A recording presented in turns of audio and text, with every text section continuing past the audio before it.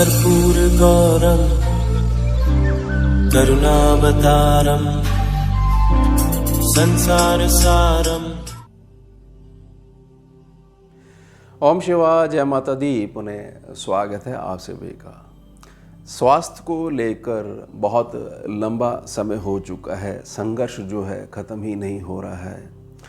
और ख़ास तौर से इसमें जो घर की जो स्त्री पक्ष है यानी महिला हैं, लेडीज़ हैं, एक लंबा समय का मतलब है कि दसियों साल हो चुके हैं और अब ऐसा लग रहा है कि ये बीमारी जो है जीवन भर ढूंढनी ही पड़ेगी।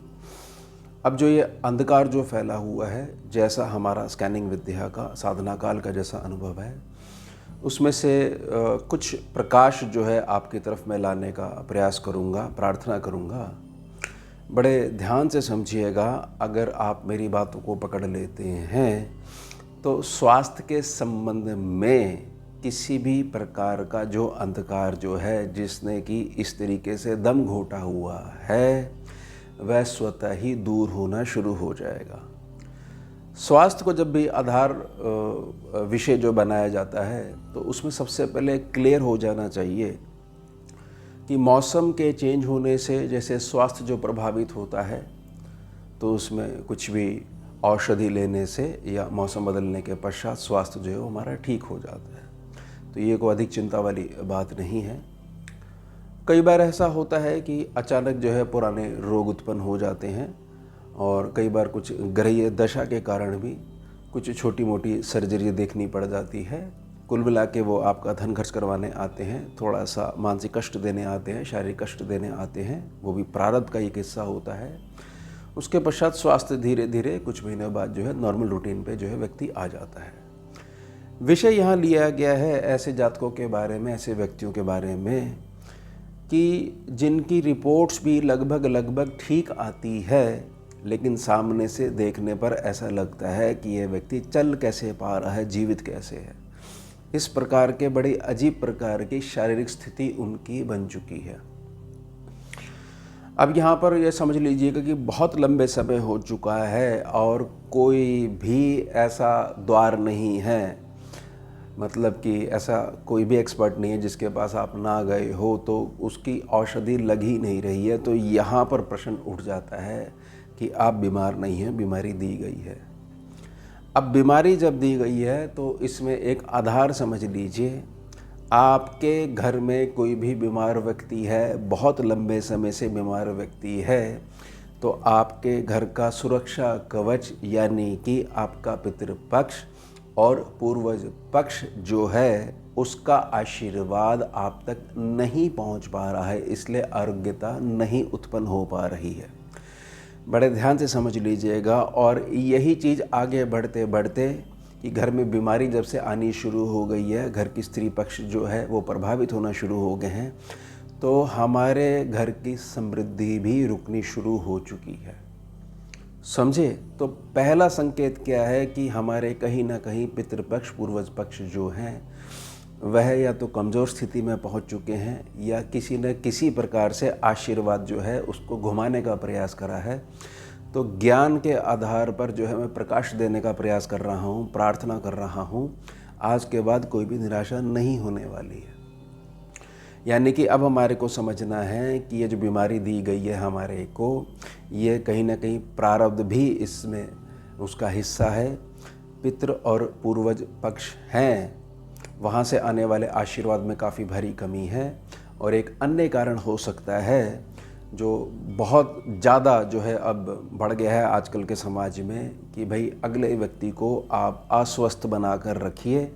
ऐसी अमुक कोई है जानने वाला, उसके पास मैली तंत्र विद्या का प्रयोग कर अमुक जातक जो है बीमार ही बना रहे। प्राण तो लिए नहीं जा सकते, या कैसा भी प्रयोग कर लो, श्वास की डोर तो ईश्वर के हाथ में है, लेकिन व्यक्ति जो है बीमार बना रहेगा और उसमें उनको प्रसन्नता होती है। और ऐसे क्षेत्रों में भी यहाँ पर जो मैं उपाय के लिए प्रार्थना करूँगा कि बहुत लंबा समय हो चुका है और हॉस्पिटल में एडमिट करा हुआ है और डॉक्टर ने भी जवाब दे दिया है, लेकिन प्राण रिलीज़ नहीं हो रहे हैं। सभी लोग कष्ट में हैं और बहुत ज़्यादा वह व्यक्ति कष्ट में है जो एक अच्छी आयु पे पहुंच चुका है, लेकिन किसी कारण से प्रारब्ध अड़ गया है और वह प्राणों को सरलता से निकलने नहीं दे रहा है, यानी कि वह व्यक्ति जो है बहुत ज़्यादा तड़फ रहा है, कष्ट में आ रहा है, तो ये उपाय उनके लिए भी कार्य करेगा।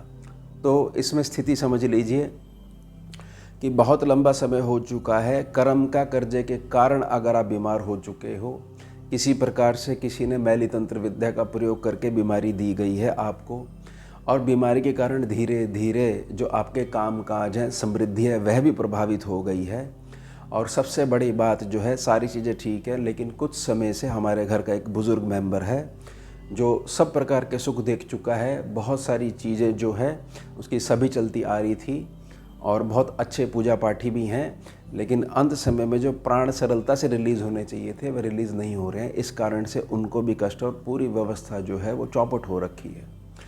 इसके लिए सबसे सरल मार्ग होता है गौदान का। गौदान का सीधा अर्थ है कि ये समझ लीजिए, जैसे कि जातक कहता है कि मेरे को इमरजेंसी में पुण्यों की ज़रूरत है, एकदम से पुण्यों की ज़रूरत है, तो ऐसा कोई कार्य बताइए जिससे कि सरलता से, यानी समझ लीजिए कि कम समय में और थोड़ी सी धनराशि भी हमारी ठीक ठाक लग जाए और पुण्य जो हैं एक प्रकार से इस तरीके से आ जाए जैसे महासागर किसी ने हमारे लिए खोल दिया हो। गौदान को समझ लीजिए कि गौदान किसी भी स्थिति में करवाया जा सकता है, पितृपक्ष में भी करवाना चाहिए इसको, लेकिन हमारा अनुभव ये कहता है कि एकादशी तिथि हो तो उस दिन करा गया जो गोदान होता है वह सर्वोत्तम होता है। किसी के नाम से भी आप करवा सकते हो। अब गोदान को ना सरल तरीके में समझ लीजिए, आपके पास ब्राह्मण देव होने चाहिए, यानी कर्मकांडी पंडित जी जो होते हैं वह होने चाहिए।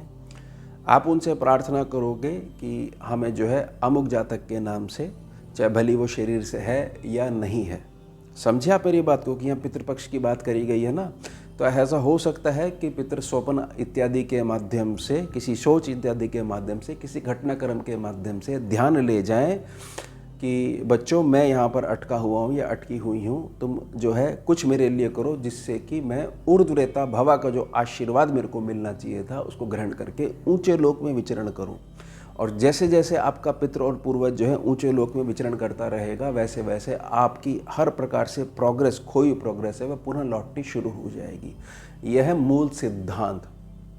इसके अलावा तो बेकार की चीज़ें हैं, तुक्के वाली चीज़ें होती हैं, कई बार तुक्का लग गया, कुछ समय के लिए आनंद हो जाएगा, पुनः वो स्थिति लौट जाती है। अब गौदान की जो आधार जो बनता है वह क्या बनता है कि सबसे उत्तम जगह है गौशाला, जहाँ पर भारतीय देशी गौ माता जो हैं वह हो, और दुधारू होनी चाहिए, पूर्ण रूप से स्वस्थ होनी चाहिए। बछड़े की माँ अगर होगी तो बहुत ज़्यादा उत्तम है, समझिए। मतलब कि इसको हमारे अनुभव में हमने देखा है, बड़ा उत्तम दान जो है स्वीकार करा जाता है। अब मंत्रों के माध्यम से संकल्प का आधार बना जाएगा, और संकल्प में वह जो गौ है या बछड़ी भी हो सकती है, बछड़ी और ज़्यादा पवित्र हो जाएगी, जैसे हमारे होगी ना भाई देवी और कंजक, इस तरीके से। तो संकल्प के माध्यम से जो भी जातक जो है वह संकल्प उसको दिलवाया जा रहा है, तो गौ या बछड़ी जो है संकल्प में आपके पास आ गई, ठीक है भाई, आपने अपनी शरण में ले लिया। अब पुनः संकल्प के माध्यम से उसको दोबारा से गौशाला में दान कर दिया जाएगा। ऐसा नहीं है कि आपको एक उत्तम धनराशि जो है वो खर्च करनी पड़ेगी, पहले गैया खरीदनी पड़ेगी, उसका पालन पोषण करना पड़ेगा, फिर पूजा इत्यादि के माध्यम से फिर आपको उपयुक्त जो है जातक देख के उसका जो है दान करना पड़ेगा। नहीं, यह कुछ ही देर में पूजा संपन्न हो जाएगी, लेकिन इससे मिलने वाला जो फल है बहुत तेज़ी से समृद्धि देता है। अगर समृद्धि की कमी है तभी ही आपके घर का कोई व्यक्ति जो है वह बहुत ज़्यादा बीमार है। ये भी मेरी प्रार्थना रहेगी कि यहाँ पर यह है कि अच्छा वाला जातक जो है वो स्वस्थ था और बहुत सारी चीज़ें हैं, अचानक से बीमारी आ गई। यहाँ बाय बर्थ वाली जो रोग हैं मैं उनको काउंट नहीं कर रहा हूँ, क्योंकि उसमें कई बार सफलता मिलती भी है और नहीं भी मिलती है, लेकिन गौदान से जो पुण्य प्राप्त होता है वह तो जुड़ता ही जुड़ता है, तो सभी को ये करवाना चाहिए। बहुत मतलब समझ लीजिए कि बहुत सारे मार्ग जो हैं वो खुलने शुरू हो जाते हैं। और यह चीज़ समझ लीजिएगा कि यह एक बारी का काम नहीं होता है। भाव उठने पे, श्रद्धा उत्पन्न होने पे ये करवाते रहना चाहिए। अब समझिए कि यह जो पद्धति है, यह जो तरीका है, ये अलग अलग क्षेत्रों के हिसाब से, अलग अलग विद्वान के हिसाब से अलग अलग जो है इसको स्थान मिल जाता है। जैसे कई कई स्थानों पर 1 साल का गौ माता का, बछड़ी का चारा इत्यादि वो लिया जाता है, दान करवाया जाता है। किसी किसी जगह जो है बहुत सारी पूजा की सामग्री मंगवाई जाती है। किसी किसी जगह ये बोला जाता है आप 1.25 महीने का चारा दे दीजिए और साथ में गौ माता के लिए एक बड़ी सुंदर सी शॉल दे दीजिए या कोई वस्त्र दे दीजिए, वस्त्र दान करवाया जाएगा। कुछ कुछ जगह ऐसी होती है कि थोड़ा सा इसमें हम 11 जने जुड़ेंगे। किसी किसी जगह होता है कि भाई आप ऐसा करिएगा, फिर इसके पश्चात इतने लोगों को भोजन करवा दीजिएगा। लेकिन मैंने आपको ना बेस समझाने की कोशिश करी है, जिससे कि आप जब भी विद्वान ब्राह्मण देव से जब बात करें तो आपको क्लियर होना चाहिए ये चीज़ कैसे काम करेगी। यह उन लोगों पे बहुत ज़्यादा काम करेगा जिनको ज़बरदस्ती का अपने ही लोगों ने मैली तंत्र विद्या करके बीमार करा हुआ है और आपको हवा ही नहीं है, क्योंकि आपकी प्रकृति बड़ी मृदुल है और आप तो सोच भी नहीं सकते अमुक व्यक्ति ऐसा कर रहा है। देखिए, जब घृणा का भाव अंदर आ जाता है तो सबसे पहले वह अपना ही होता है जो पीठ पीछे वार करता है, क्योंकि उसको हर प्रकार की चीज़ आपसे संबंधित उसका ज्ञान होता है। तो ये समझ लीजिएगा कि गौ दान वाली वीडियो अगर आप तक पहुंची है और आपने इसको पूरा बहुत अच्छे तरीके से समझने का प्रयास करा है, समझा है कि पितृपक्ष और पूर्वज जो पक्ष होते हैं उनकी हमारे जीवन में क्या अहमियत होती है, और यह भी ध्यान रखिएगा पितृपक्ष और पूर्वज पक्ष किस प्रकार से काम करते हैं। आप जीवन में जो भी धर्म और पुण्य करते हो उसका एक हिस्सा रोटी के रूप में, थाली के रूप में उनके आगे जो है वो आता है। वह उस पुण्य की कमाई को खाते हैं, फिर उनके पास वो ये समझ लीजिए आशीर्वाद देने की ताकत आ जाती है जो वह अपने घर को, अपनी पीढ़ियों को बचाते हैं। जो अब जो व्यवस्था हो रखी है कि माता पिता बहुत ज़्यादा परेशान है बच्चे की संगत को लेकर, पढ़ाई को लेकर, कैरियर को लेकर, स्वास्थ्य को लेकर, और समृद्धि हो ही नहीं पा रही है, तो कहीं ना कहीं कुंडली में बृहस्पति और शनि अच्छे ढंग से काम नहीं कर रहे हैं। केतु की ऊर्जा बहुत ज़्यादा नेगेटिव रूप में बढ़ चुकी है और सामान्य रूप में समझ लीजिए कि पितृ और पूर्वज पक्ष से आने वाली ऊर्जा या तो आ ही नहीं रही है या किसी ने जो है वह ऊर्जा मंत्रों के माध्यम से, गलत मंत्रों के माध्यम से ये कर दिए कि हमारे पितृपक्ष और पूर्वज पक्ष को जो है एक प्रकार से बांध दिया है। या ऐसा भी हो सकता है कि बहुत बार जो है आपका भय के कारण एक आदत हो चुकी है, किसी ने भी कुछ भी बता दिया, वहाँ जाके आपने दीप प्रज्वलित कर दिए, वहाँ जाके माथा टेकना शुरू कर दिया और वहाँ पर प्रॉपर प्राण प्रतिष्ठित जो है पूजन के आधार पर कोई भी व्यवस्था नहीं थी और वहाँ से बहुत सारे अटके हुए जीव आप अपने शरीर में लेकर आ गए और फिर यह कंप्लेंट कर रहे हो कि हमने जो है किसी का क्या बिगाड़ा है। बात आपकी ठीक है, लेकिन यहाँ पर अगर आपको ज्ञान नहीं है तो ही कंप्लेंट होगी। जब आपको ज्ञान हो जाएगा कि यह सिस्टम ऐसे काम करता है, इसमें 2 रेखाएं काम करती हैं, एक पुण्य की रेखा काम करती है, एक पाप की रेखा काम करती है। जो रेखा कम हो जाएगी दूसरी रेखा अपनी सरकार बना लेगी और चलाने लग जाएगी। तो हमारे को जो चीज़ चाहिए, पुण्य चाहिए, तो गोदान बड़ा सरल है, इसमें किसी भी प्रकार का वहम करने की आवश्यकता नहीं है। मैं पुनः स्मरण करवा देता हूँ, वैसे तो सारे दिन उत्तम होते हैं, लेकिन हमारे अनुभव में एकादशी तिथि है, मावस तिथि है और पितृपक्ष जो हमारे आ जाते हैं, श्राद्ध पक्ष आ जाते हैं, उसमें अमुक व्यक्ति का जैसे आप श्राद्ध करते हो कि मेरे अमुक जो है मेरे घर के मेंबर जो है शरीर त्याग के गए थे इसी समय में, तो उस दिन तिथि यह पड़ी थी, तो वो तिथियों में से जो दिन आता है उस तिथि पे ही जो अपने उनका जो श्राद्ध करते तो उस दौरान यह करवा सकते हो। यह समझ लीजिएगा कि जहाँ पर पितृ मुक्ति की बात आती है तो आप ऐसी कोई पूजा नहीं है कि भाई मेरा संबंध मेरे पितरों से, पूर्वजों से ख़त्म कर दो।